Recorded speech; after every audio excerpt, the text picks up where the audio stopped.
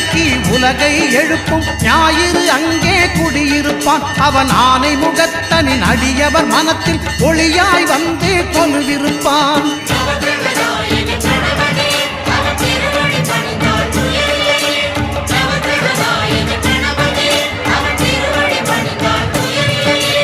ஒன்பது கோளும் ஒன்றாய் காண